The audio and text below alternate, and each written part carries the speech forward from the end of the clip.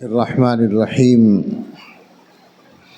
الحمد للہ نحمده ونستعینه ونستغفره ونؤمن به ونتوکل علیہ ونعوذ باللہ من شرور انفسنا ومن سیئات اعمالنا من يهده اللہ فلا مضل له ومن يضلله فلا هادی له ونشهد ان لا الہ الا اللہ وحدہ لا شریک له ونشهد أن سيدنا ونبينا ومولانا محمدا عبده ورسوله صلى الله تعالى عليه وعلى آله وأصحابه وبارك وسلم تسليما كثيرا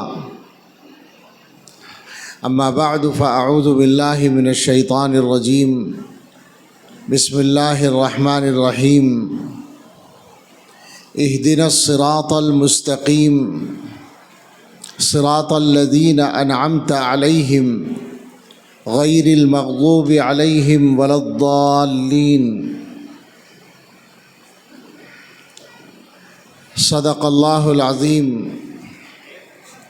قال رسول الله صلى الله عليه وسلم لا يؤمن أحدكم حتى يكون هواه تبعا لما جئت به أو كما قال عليه الصلاة والسلام اللهم صل على سيدنا محمد وآلہ وأصحابہ وبارک وسلم۔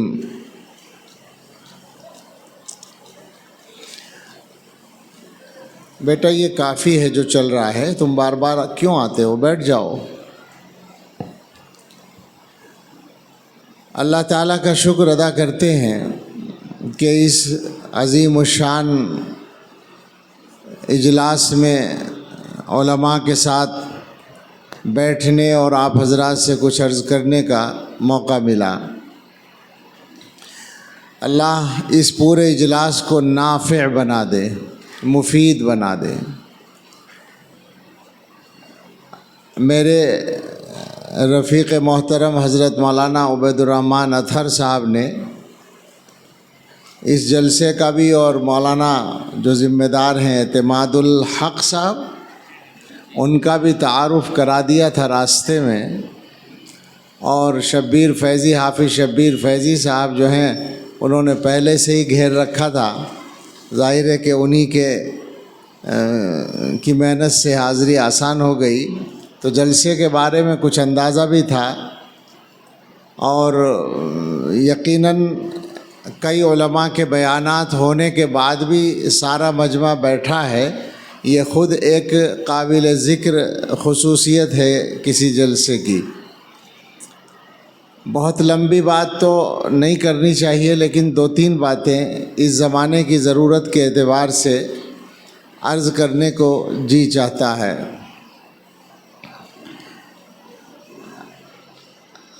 اگر ہم اس طرح بات کریں کہ مسلمان جو ہم سب ہیں الحمدللہ،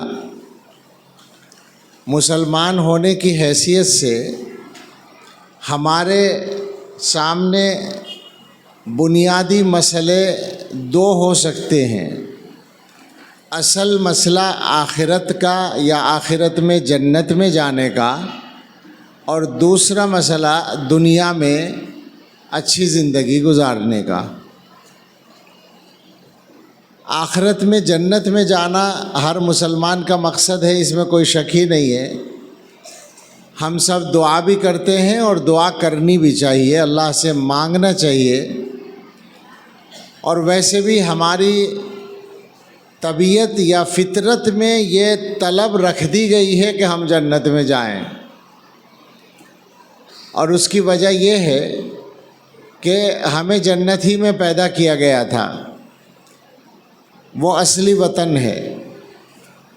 حکیم الامت حضرت اقدس تھانوی رحمۃ اللہ علیہ کا ایک رسالہ ہے شوق وطن، اس میں وطن سے مراد جنت ہے، کہ مسلمان کو اپنے اصلی وطن یعنی جنت کا شوق ہونا چاہیے۔ اور آج کل تو ایک سائنسداں ہے ایلس سلور، جو عصری تعلیم یافتہ لوگ ہیں، انہوں نے اس کی کچھ چیزیں پڑھی ہوں گی. وہ ملحد ہے عام سائنسدانوں کی طرح، مگر اس نے جو اپنے ریسرچ پیپر شائع کیے ہیں، اس کی 2-3 ریسرچ ہیں. اس کا خاص موضوع ارتھ اور زمین اور انسان ہے. اس نے یہ کہا ہے کہ زمین کا اور انسان کے مزاج کا مطالعہ کرنے کے بعد میری سمجھ میں یہ آیا ہے کہ یہ انسان اس زمین کا رہنے والا نہیں ہے. اور یہ اس لیے کہ دنیا میں انسان کے علاوہ جتنے جاندار رہتے ہیں ذی روح، وہ سب کے سب زمین کی تمام چیزوں سے مزاج کی موافقت رکھتے ہیں. یعنی زمین کے موسم اور زمین کے کھانے، زمین کا کی تمام چیزیں ان کو سوٹ کرتی ہیں. سارے جانور جو بھی چیز کھاتے ہیں وہ ویسے ہی کھا لیتے ہیں جیسے پیدا ہوتی ہے. اس میں اپنی طرف سے کوئی پروسیس نہیں کرتے، وہ کچھ نہیں کرتے، بس فطری طور پر جیسے پیدا ہوا ویسے کھا لیتے ہیں.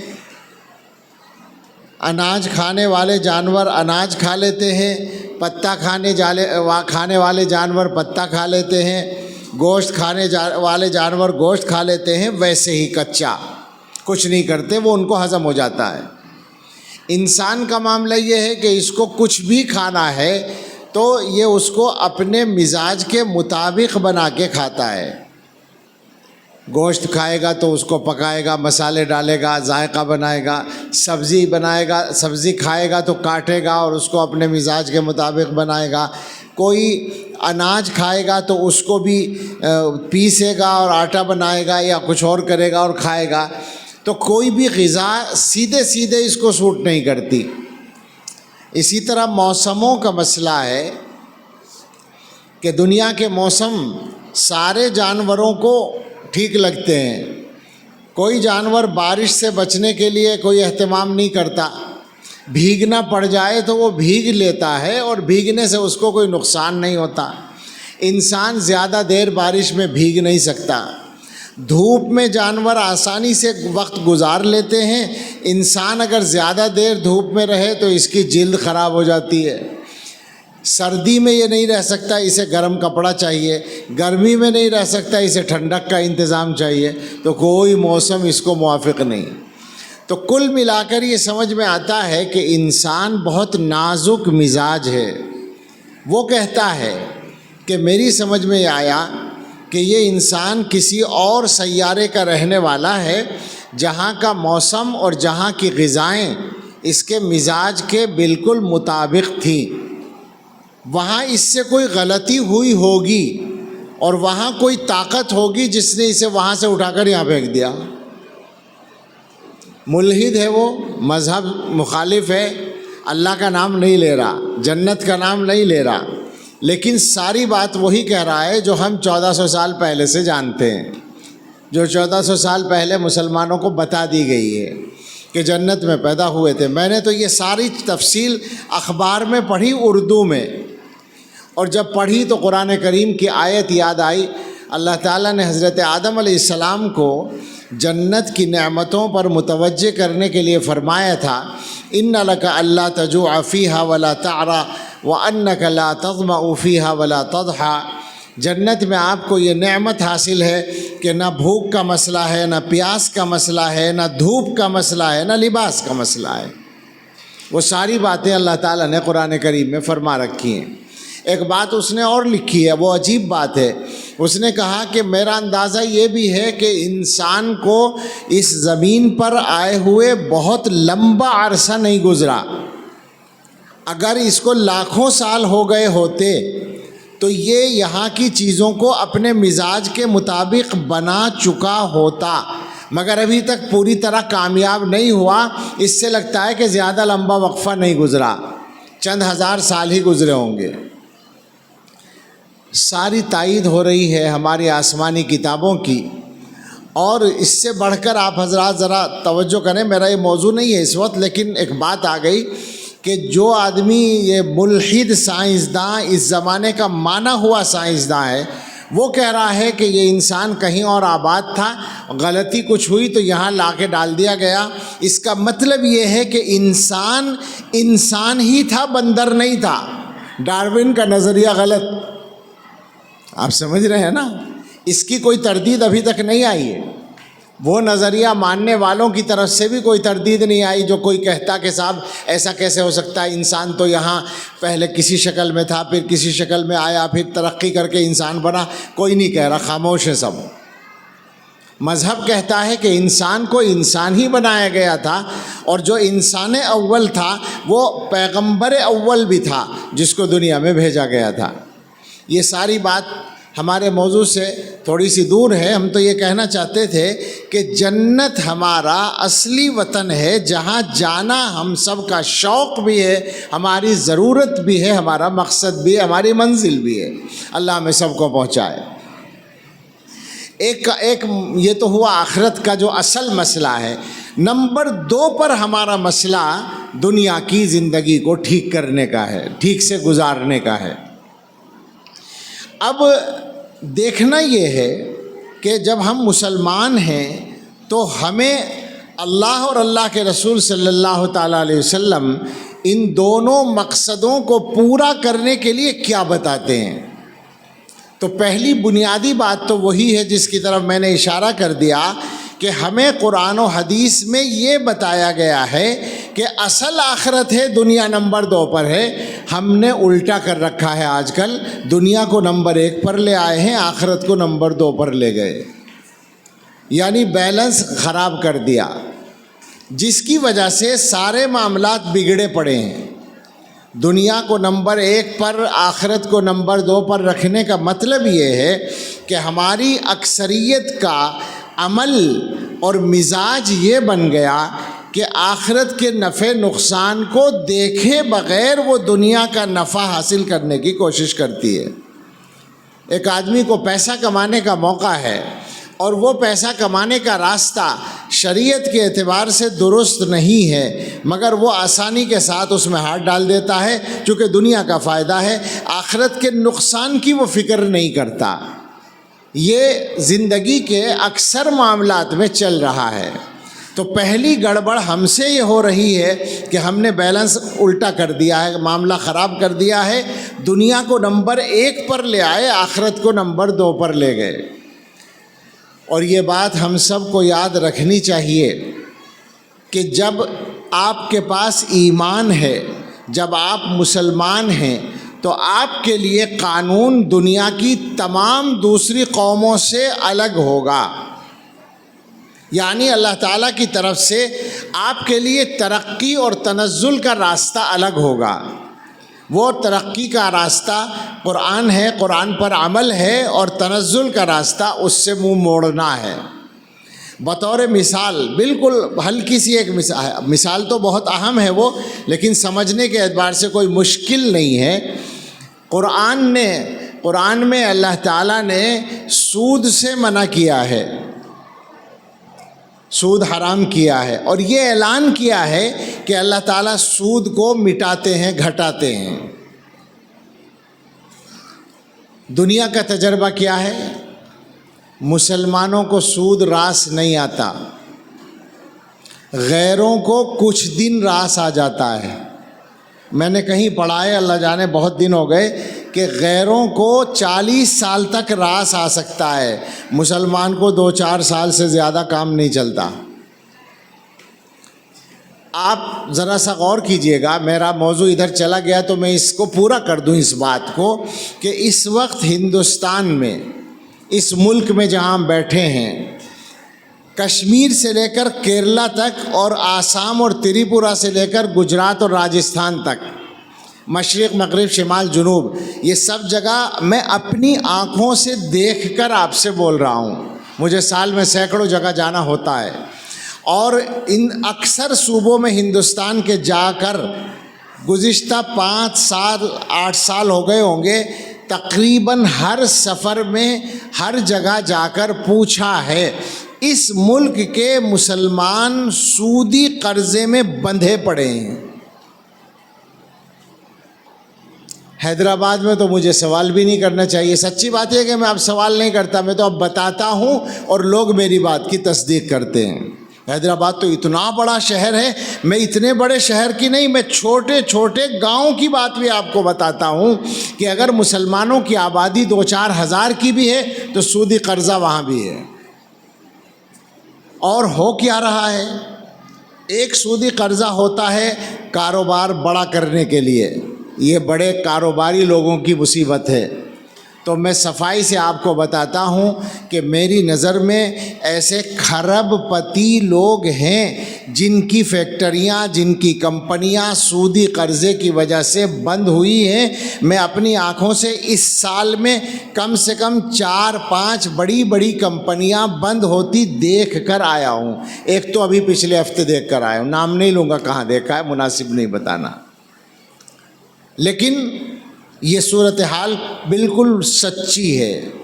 اور دوسری مصیبت یہ ہے کہ پہلے تو بڑے کاموں کے لیے سودی قرضے لیے جاتے تھے, آج کے حالات میں گھروں کا خرچہ چلانے کے لیے سودی قرضہ لیا جا رہا ہے. پورے ملک میں اکثر علاقوں میں سوسائٹیاں بنی ہوئی ہیں, دفتر کھول رکھے ہیں قرضہ دینے کے نام پر. وہ عورتوں کو عام طور سے ممبر بناتے ہیں, اس علاقے میں بھی ہوں گے, مجھے یقین ہے, بغیر پوچھے کہہ رہا ہوں کہ ہوں گے.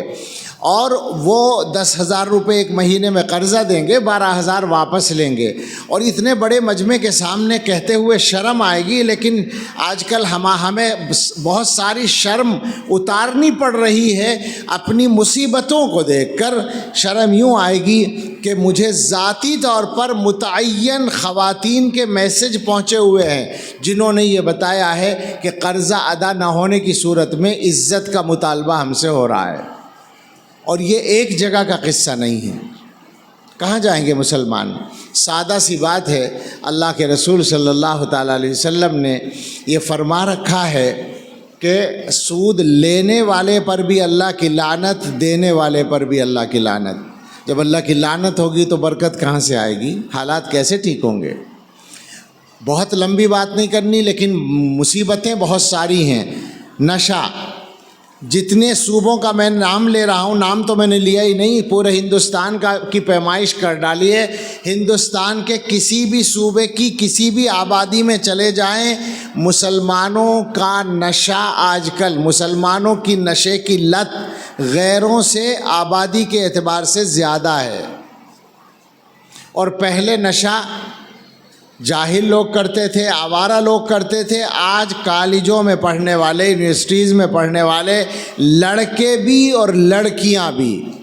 اور حالات ایسے ہیں کہ مجھے میسج آیا ایک لڑکی کا کسی صوبے سے کہ آپ لوگ بڑے بڑے جلسوں میں جا کے تقریریں کرتے ہیں, ہمارے یہاں آ کر یہاں بھی کچھ سدھار کی فکر کیجئے, نشہ عام ہو گیا ہے لڑکیوں میں. میری بہن, وہ لڑکی لکھ رہی ہے کہ میری بہن نشے کی عادی ہو گئی اور اس کی وجہ سے اس کے ایک لڑکے سے غلط تعلقات ہیں. بہن کے بارے میں بہن لکھ رہی ہے مجبور ہو کر. اور یہ بھی ایک جگہ کا قصہ نہیں ہے, آپ مجھ سے زیادہ جانتے ہیں. بہت برا حال ہے اور پھیلایا جا رہا ہے پلان کے ساتھ.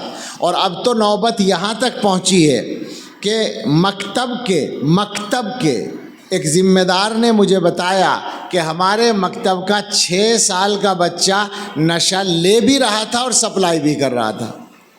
اس کے بارے میں شک ہوا, اس کی تلاشی لی گئی تو اس کی جیب میں بہت ساری پڑیاں تھیں اور وہ خود بھی کھاتا تھا اور بچوں کو دے رہا تھا. اتنے چھوٹے سے بچے کو بھی شیطان کے نمائندوں نے استعمال کر ڈالا ہے. یہ حالات ہیں ہمارے. اگر دنیاوی ضرورتوں کو پورا کرنے کے جو ذرائع ہیں ان کی طرف جائیں, کاروبار کی طرف جائیں, تو ہمارے حالات ادھر بھی بہت خراب ہیں. ایک تو وہ حالات ہیں جو دوسروں کے پیدا کیے ہوئے ہیں, میں ان کا انکار نہیں کر رہا ہوں. مجھے معلوم ہے کہ طاقت نے, اقتدار نے ہمارے اوپر روزگار کے راستے بند کرنے کے منصوبوں پر عمل کیا, ہمیں معلوم ہے. لہٰذا ملازمتوں کے راستے تقریباً بند ہیں, تجارت کے راستے میں بھی روڑے اٹکائے جاتے ہیں. اس کے باوجود میں آپ سے کہتا ہوں کہ ہمارے جو بچے جوان بے روزگاری کا شکار ہیں, کیا ان میں آدھے سے زیادہ بچے کاہلی اور سستی اور آوارگی کا شکار نہیں ہیں؟ کیا وہ محنت کر رہے ہیں؟ جو محنت ان کو کمانے کے لیے کرنی چاہیے کیا وہ کر رہے ہیں؟ کیا مسلمانوں کی یہ بیماری عام نہیں ہے کہ ان کے علاقوں میں رات کے 1 بجے تک 2 بجے تک یا 3 بجے تک بھی ہوٹل کھلے ہوتے ہیں اور چکن تلے جا رہے ہوتے ہیں اور لوگ کھا رہے ہوتے ہیں اور آوارہ گردی ہو رہی ہوتی ہے؟ کیا یہ حقیقت نہیں ہے؟ میں آپ کو یہ بات بھی، آپ کہیں گے ہر بات میں اپنا حوالہ دے رہا ہے، کیا کروں جب میں نے دیکھا ہے تو اس سے زیادہ مضبوط حوالہ میرے پاس نہیں ہے۔ یہ بھی ہندوستان کے تقریباً ہر علاقے میں نے دیکھا ہے کہ رات کے 2 بجے مسلمانوں کے علاقوں میں لوگ جاگتے ہوئے ملتے ہیں اور رات کے 11 بجے بھی غیروں کے علاقے میں کوئی جاگتا ہوا نہیں ملتا۔ اور اس سے زیادہ شرم اس وقت آتی ہے جب صبح صادق کے وقت میں اپنے علاقے میں سناٹا ملتا ہے اور دوسروں کے علاقے میں کئی سو آدمی سڑک پر واکنگ کرتے ہوئے ملتے ہیں۔ یہ مشاہدہ آپ کا بھی ہوگا، آپ نے دیکھا ہوگا، یہ ہو رہا ہے، ہم مسلمان ہیں اور یہ ہو رہا ہے۔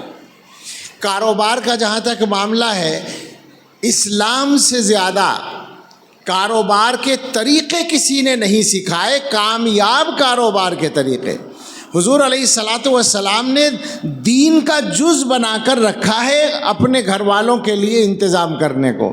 حدیث میں یہ بات صاف ہے کہ تم کسی پر بھی صدقہ کرو، اس بڑے سے بڑے صدقے کا جو ثواب ہے اس سے زیادہ ثواب اس خرچے کا ہے جو تم اپنے گھر والوں پر کرتے ہو۔ اپنے گھر والوں پر خرچ کرنے کا ثواب ہر صدقے سے بڑا ہوا ہے۔ اور ایک صحابی آئے حضور علیہ الصلاۃ والسلام کی خدمت میں، ان کے پاس کچھ نہیں تھا۔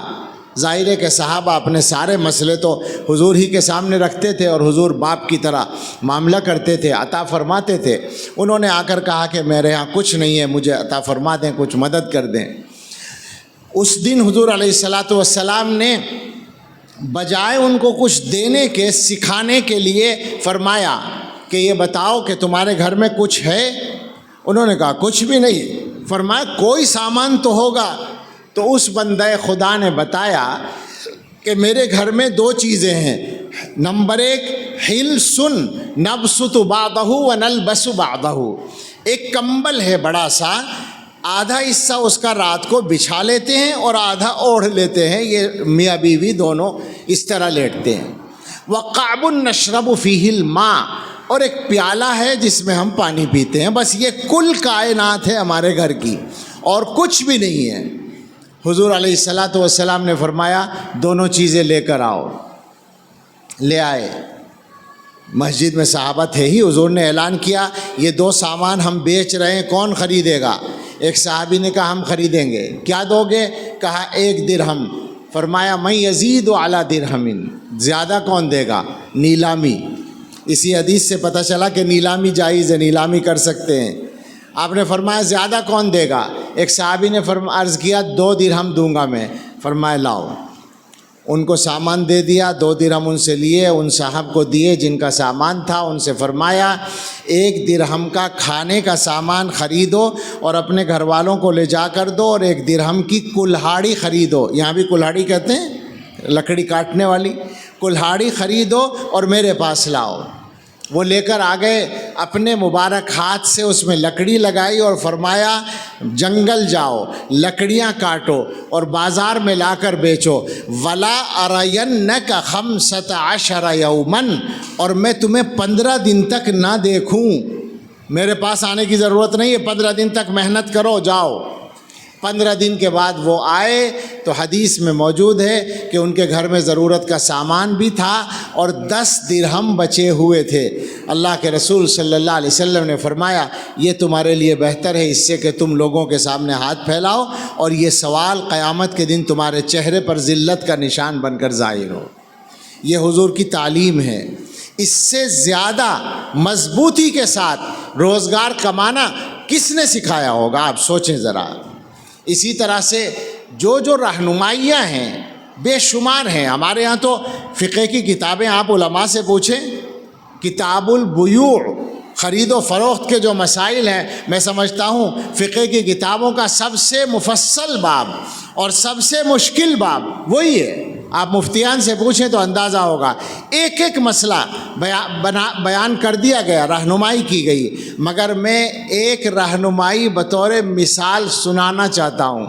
آپ میں سے اکثر لوگوں نے وہ حدیث غالباً نہیں سنی ہوگی، علماء جانتے ہوں گے۔ لوگوں کے پاس زمین ہوتی ہے، جائیداد ہوتی ہے۔ آج کل کیا ہوتا ہے مسلمانوں کے یہاں، عام طور پر زمین بک جاتی ہے چونکہ خرچے کے لیے ضرورت پڑ جاتی ہے، اور اس کے بعد زمین بیچ کر، یہ تو بہت بڑا شہر ہے، آپ ذرا گاؤں میں جا کر پوچھیں لوگوں سے کیا حال ہے لوگوں کا، جو کھیتی کی زمینیں ہیں وہ بک رہی ہیں، اور زمین بیچ کر کیا کرتے ہیں، عام طور سے یہ ہوتا ہے باپ کا انتقال ہو گیا، زمین تھوڑی تھوڑی آ رہی ہے حصے میں، انہوں نے زمین بیچی، تقسیم کر لیا پیسہ، اپنی شادیوں میں آگ لگا دی، شادیاں کر کے پیسے میں آگ لگا دی، یہ کہنا چاہتا ہوں، یہی ہوتا ہے اکثر۔ اور اگر کسی نے بڑا ہی کارنامہ انجام دیا تو یہ کرتا ہے کہ شادی کے بعد 10 لاکھ روپے بچ گئے، اب وہ دوستوں سے مشورہ کرتا ہے، میں مذاق نہیں اڑا رہا، میں دل کی تکلیف سے بول رہا ہوں، چونکہ میں تجربے کر رہا ہوں، لوگ دیکھ رہا ہوں جا کر، 10 لاکھ روپے بچ گئے، وہ دوستوں سے مشورہ کرتا ہے، بھائی کیا کروں؟ ایک دوست نے کہا ایسا کرو تم کپڑے کی دکان کھول لو۔ اب مسلمانوں کی ایک خصوصیت اور سن لیں، معاف کیجئے گا، کوئی کہے گا کہ یہ مسلمانوں کو گالیاں دینے بیٹھا ہے، کوئی بھی کام کریں گے تو سیکھ کر نہیں کریں گے، یہ عام مزاج ہے ہمارا حال تو یہ ہے، اللہ مجھے معاف کرے اور ہم سب کو صحیح توفیق دے، ڈرائیونگ تک سیکھ کر نہیں کرتے، گھر والوں سے سیکھ لیتے ہیں گاڑی چلانا، باقاعدہ سیکھنے والے ڈرائیور مجھے مسلمانوں میں بہت گنے چنے ملتے ہیں، میں اس تجربے کی روشنی میں کہہ رہا ہوں۔ اب وہ اس نے کہا کہ کپڑے کی دکان کر لو، 10 لاکھ روپے کپڑے کی دکان میں لگا دیے، نہ کپڑا خریدنا آتا ہے، نہ بیچنا آتا ہے، نہ کاٹنا آتا ہے، نہ کپڑے کی پہچان ہے، 2 سال میں وہ 10 لاکھ روپے ختم ہو گئے، دکان بند ہو گئی، یہ ہوتا ہے۔ اب سنیں اللہ کے رسول صلی اللہ علیہ وسلم کا ارشاد، تو آپ کو اندازہ ہوگا کہ کس طرح رہنمائی، جیسے کوئی بچے کا ہاتھ پکڑ کے چلائے، مسلمانوں کے پاس ایسی رہنمائی۔ حدیث موجود ہے مشکاہ شریف میں، اللہ کے رسول صلی اللہ علیہ وسلم نے فرمایا، من باع ارضا او عقارا قمن اللہ یبارک له فیہ ان لم یجعلہ فی مثلہ، کہیں ہے الا ان یجعلہ فی مثلہ، جو آدمی کوئی زمین یا جائیداد بیچے وہ اس کا حقدار ہے، اس کا مستحق ہے کہ اسے برکت نہ دی جائے۔ ذرا یاد رکھیے گا، حضور کہہ رہے ہیں وہ اس کا حقدار ہے کہ اسے برکت نہ دی جائے، سوائے اس کے کہ وہ اس رقم کو زمین یا جائیداد ہی میں خرچ کر دے۔ زمین بیچی زمین خریدو، جائیداد بیچی جائیداد خریدو تو برکت ہے، ورنہ برکت کا کوئی راستہ نہیں ہے۔ آپ سوچیں مسلمان کہاں کھڑا ہے۔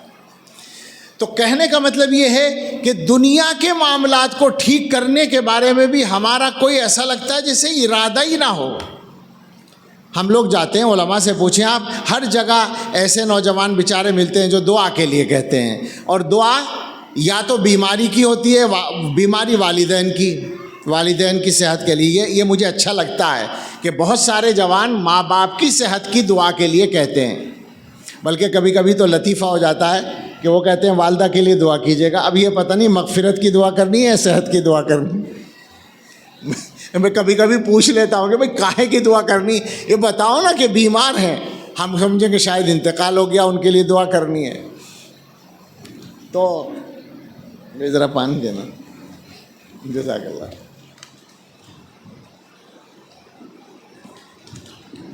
دوسری جو دعا عام طور پر ہے وہ یہ کہ روزگار کے لیے دعا کر دیں، کاروبار کے لیے دعا کر دیں، بالکل کاروبار چل نہیں رہا، لیکن ہم سمجھتے ہیں، ہم یہ پیغام پہنچانا چاہتے ہیں اپنے عزیزوں تک کہ آپ اگر محنت کریں گے تو کاروبار ضرور چلے گا، اللہ تعالیٰ نے رزق کا وعدہ کر رکھا ہے، سبب آپ کو اختیار کرنا ہے، محنت کرنی ہے۔ دنیا کے معاملات کو ٹھیک کرنے کے اور بہت سارے شعبے ہیں، میں بہت تفصیل میں نہیں جانا چاہتا تھا لیکن پھر بھی میں چلا گیا مجبوراً، کچھ تو کہنا ہی تھا۔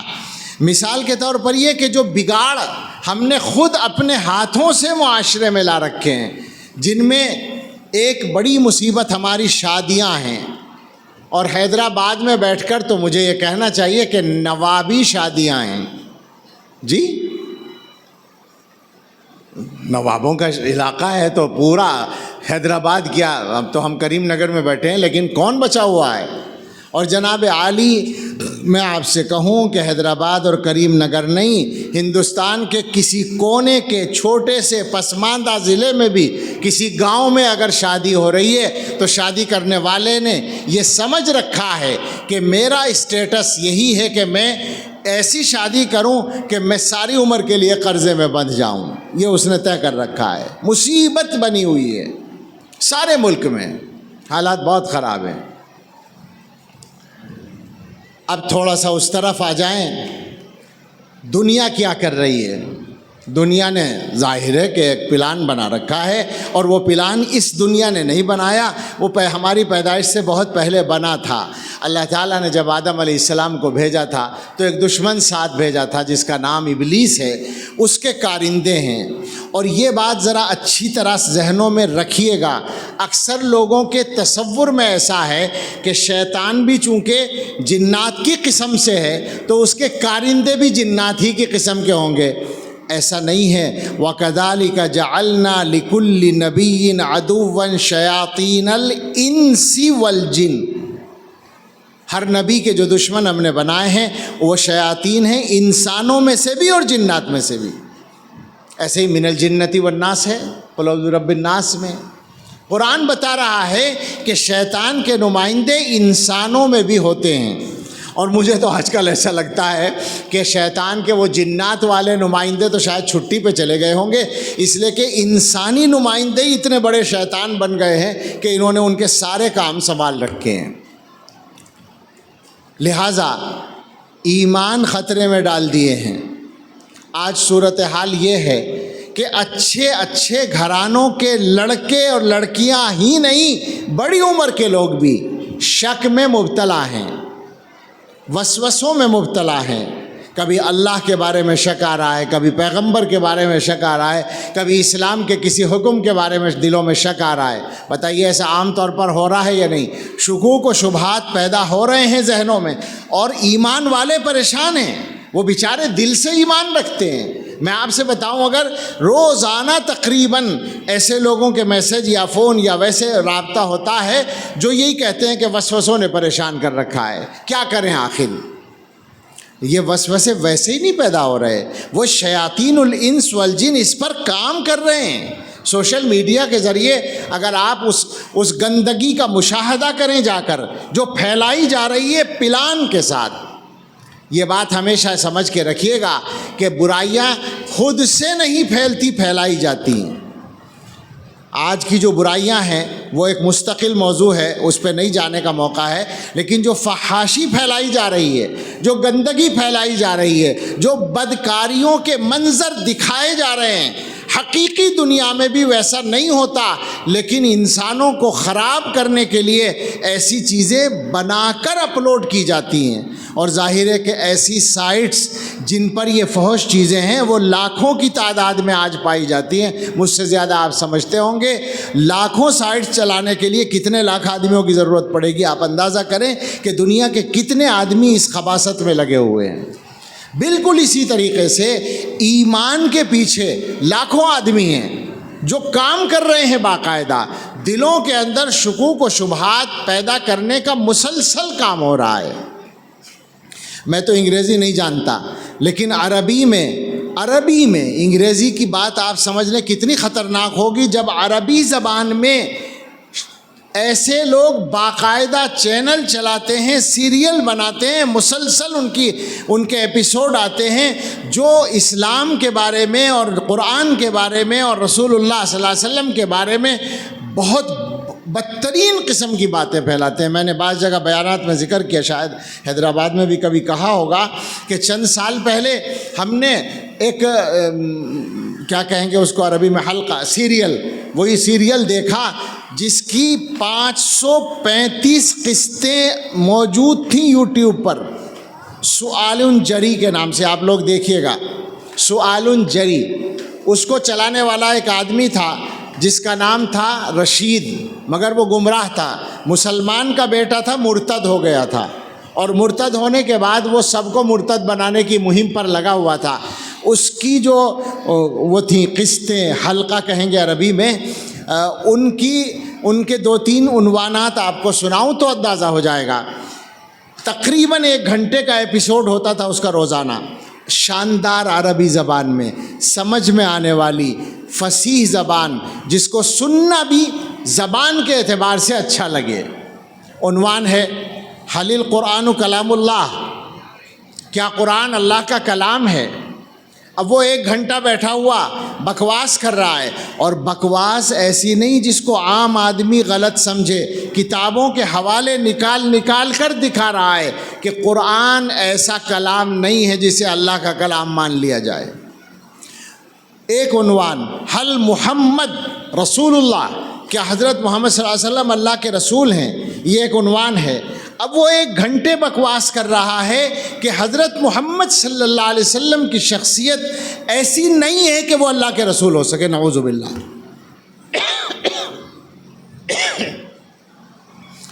ایک عنوان ہے حل محمد ابن عبداللہ، کیا حضرت محمد صلی اللہ علیہ وسلم عبداللہ صاحب کے بیٹے ہیں؟ وہ یہ دعویٰ کرتا ہے کہ آپ کا نسب صحیح نہیں ہے، نعوذ باللہ۔ آپ اندازہ کریں کہ کیسی غلاظتیں ہیں، لیکن سن کے میں تو کانپ گیا، اس لیے کہ جس انداز سے وہ بیان کرتا تھا اس سے گمراہ ہوئے بغیر رہنا مشکل ہے ایک خالص ذہن آدمی کا۔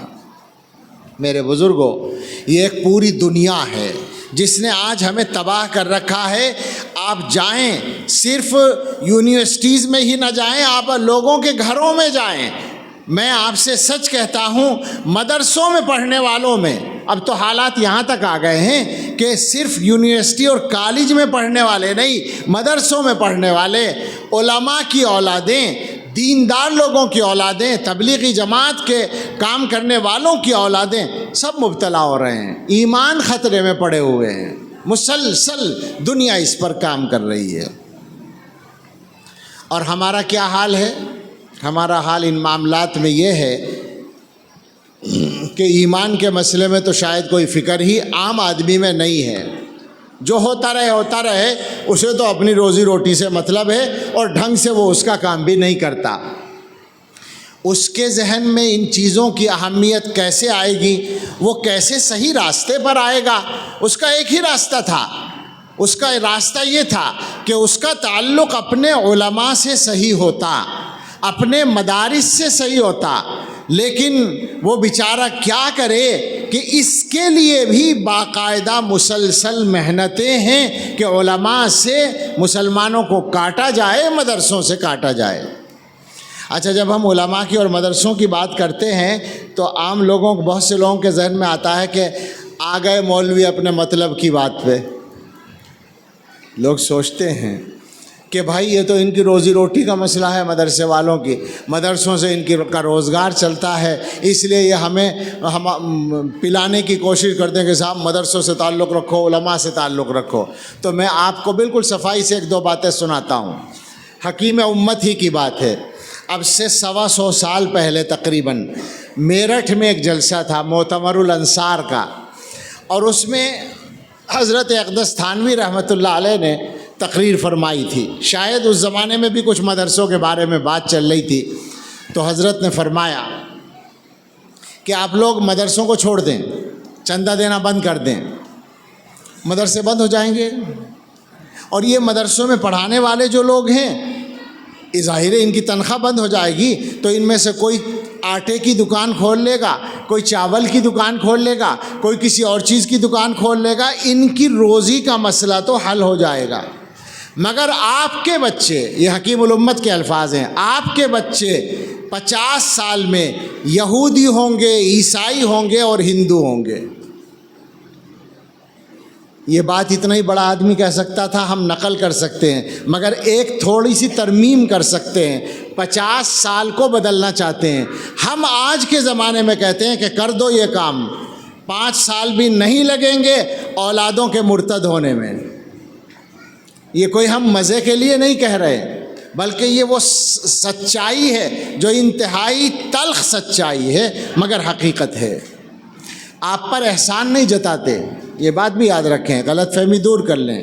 علماء کا مقصد یہ نہیں ہے کہ آپ پر احسان جتائیں، احسان تو سب پر اللہ کا ہے، ہم پر بھی اللہ کا احسان ہے، آپ پر بھی اللہ کا احسان ہے۔ اللہ تعالیٰ جس بندے کو اپنے دین کے لیے استعمال فرما لیں وہ اس کی سعادت ہے۔ مجھے یاد آئی حدیث، اور یہ بچے بھی سن لیں جو فارغ ہو رہے ہیں۔ حدیث میں ہے، اللہ کے رسول صلی اللہ تعالیٰ علیہ وسلم نے فرمایا، لا یزال اللہ یغرس فی ھذا الدین غرسا یستعملہم فی طاعتہ، اللہ تعالیٰ اس دین میں پود لگاتے رہیں گے۔ پود تو سمجھتے ہیں نا، بیج ڈالا جاتا ہے تو چھوٹے چھوٹے پودے نکل آتے ہیں، پھر وہاں سے اٹھا کر ان کو دوسری جگہ لگایا جاتا ہے۔ تو اللہ تعالیٰ اپنے دین کے لیے پود لگاتے رہیں گے، یعنی قیامت تک، جن کو اپنی طاعت میں استعمال کریں گے۔ یہ بالکل الفاظ ہیں حدیث کے۔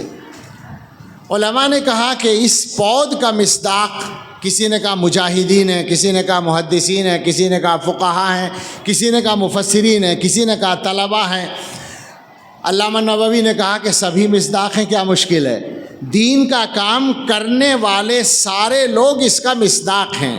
تو طلباء کے لیے یہ فضیلت اور خوشخبری ہے، علماء کے لیے خوشخبری ہے، ائمہ مساجد کے لیے خوشخبری ہے، دین کا کام کرنے والے سارے طبقوں کے لیے خوشخبری ہے کہ وہ اللہ تعالیٰ کی لگائی ہوئی پود ہیں جن کو اللہ اپنی طاعت میں استعمال کرتے ہیں۔ میں یہ کہہ رہا تھا کہ جس بندے کو اللہ تعالیٰ اپنے دین کے لیے استعمال کر لیں تو اس کی سعادت ہے، آپ پر کوئی احسان نہیں ہے۔ مگر ہمیں ایک بات بتائیں، ذرا میں اسی بات کو اردو میں کہہ رہا ہوں، کھول کر کہہ رہا ہوں کہ یہ مدرسوں میں پڑھنے اور پڑھانے والے جتنی تنخواہ پاتے ہیں، یا مسجدوں کے امام جتنی تنخواہ پاتے ہیں، یہ تو کوئی راز نہیں ہے، سبھی کو پتہ ہے۔ اور میں یہ بھی کہا کرتا ہوں، چھوٹا منہ بڑی بات کہہ سکتے ہیں آپ، لیکن کیا کروں، جب بہت سی باتیں نہ کہی جائیں تو کہنی پڑتی ہیں۔ میں یہ کہا کرتا ہوں کہ 10-15 ہزار روپے کو تنخواہ کہنا مکروہ ہے، اور مکروہ تحریمی۔ 30,000 سے کم کو تنخواہ دینا، تنخواہ کہنا بالکل مناسب نہیں لگتا، یعنی 1,000 روپے روزانہ تو آدمی کو ملے، اس سے خرچہ چل سکتا ہے تھوڑا بہت مناسب انداز میں۔ تو جتنی تنخواہ مدرسوں اور مسجدوں میں ملتی ہے، اگر یہ لوگ یہ کام چھوڑ کر تجارت کریں یا کوئی اور کاروبار میں لگیں تو بتائیے اس سے زیادہ آمدنی ہو جائے گی یا نہیں؟ پکی بات ہے، اس سے زیادہ تو ہو ہی جائے گی۔ اس سے زیادہ تو مزدور کو مل جاتی ہے نا آج کل۔ ہمارے یہاں مستری کے ساتھ، یعنی وہ جو تعمیر والا ہے اس کے ساتھ میں جو مزدور لگتا ہے، میرے خیال سے ابھی تک 500 چل رہے ہیں، کافی عرصے سے، بعض جگہ 600 ہو گئے ہیں، تو 500 کا مطلب ہوا 15,000۔ اور مدرسوں میں تنخواہ ابھی بھی بہت سارے مدرسوں میں 10 اور 12,000 ہے، اور بعض جگہ اس سے کم بھی ہے۔ موضوع یہ نہیں ہے کہ تنخواہ بڑھوانے کی بات ہو رہی، وہ الگ مسئلہ ہے، لیکن بتانا ہے حقیقت کو، احساس دلانا ہے حقیقت کا کہ مسئلہ ہمارے روزگار کا نہیں ہے، مسئلہ مسلمانوں کے دین و ایمان کی حفاظت کا ہے۔ آج کے حالات میں جو کچھ ہو رہا ہے دنیا میں وہ کسی سے ڈھکا چھپا نہیں ہے، نہ ان کی باتیں راز ہیں نہ ہماری باتیں راز ہیں، نہ ان کے کام راز ہیں نہ ہمارے کام راز۔ آپ سمجھ سکتے ہیں کہ دنیا کی طاقتیں، امریکہ سے لے کر ہندوستان تک جو بھی طاقتیں کام کر رہی ہیں وہ کس کو نشانہ بنا رہی ہیں؟ ہم سے سنیں آپ، ہم دیوبند میں بیٹھے ہیں تو مدرسوں پہ آنے والی جو آفت ہے اس کا سامنا سب سے پہلے ہمیں ہوتا ہے، ہمیں معلوم ہوتا ہے۔ ہمارے یہاں صورتحال یہ ہے، پروپیگنڈا، چونکہ اس دنیا میں سب سے بڑا ہتھیار آج کل پروپیگنڈا ہے، اور اس کی ایک مثال یہ غزہ کا قصہ ہے۔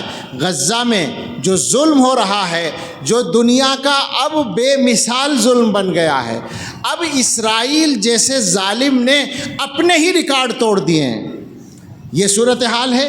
مگر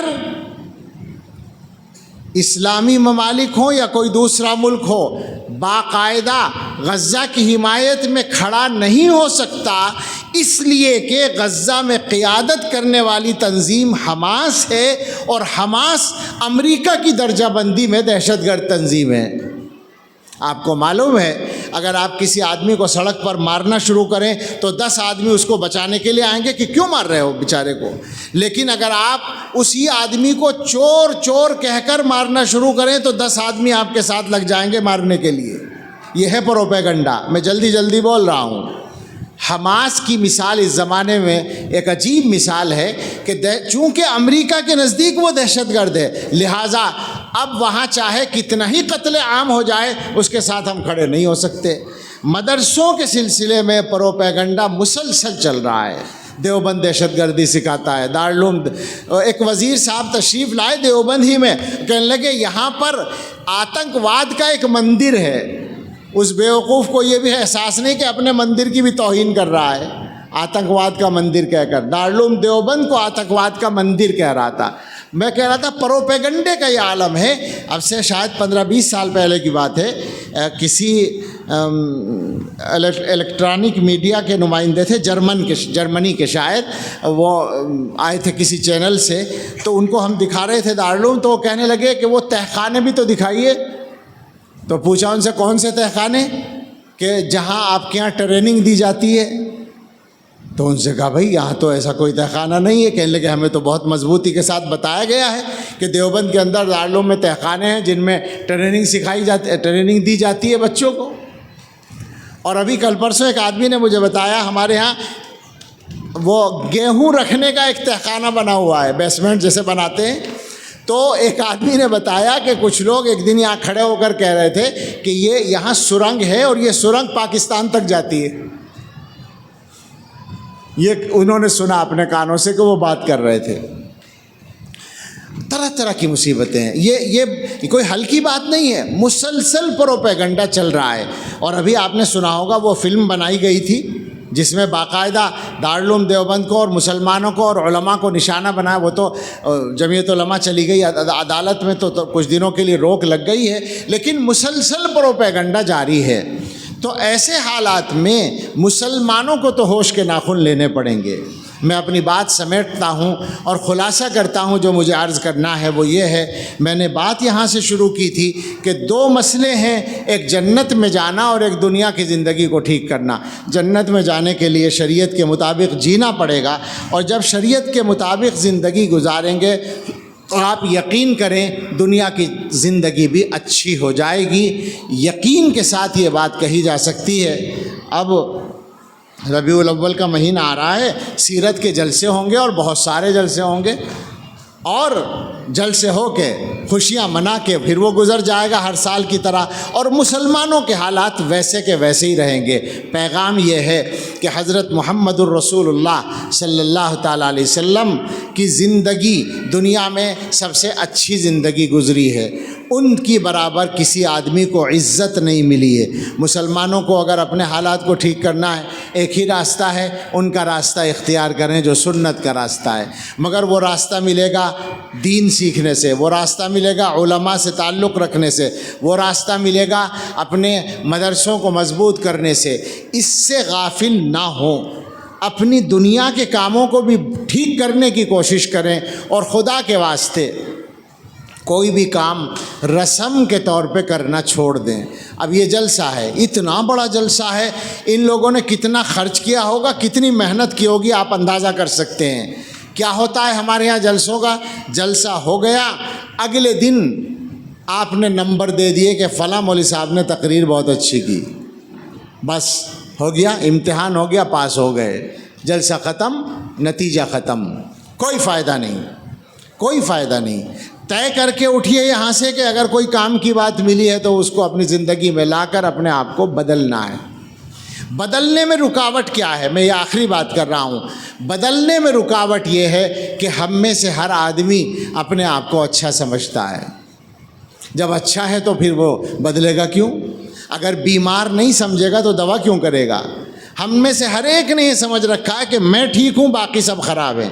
علماء جو بات کر رہے ہیں وہ اس پورے مجمع کے لیے کر رہے ہیں، میرے علاوہ میں تو ٹھیک ہوں، یہ جتنے بیٹھے ہیں نالائق ہیں، ان کے لیے بات ٹھیک ہے، بالکل ان کی اصلاح ہونی چاہیے، لہٰذا کسی کی نہیں ہوتی۔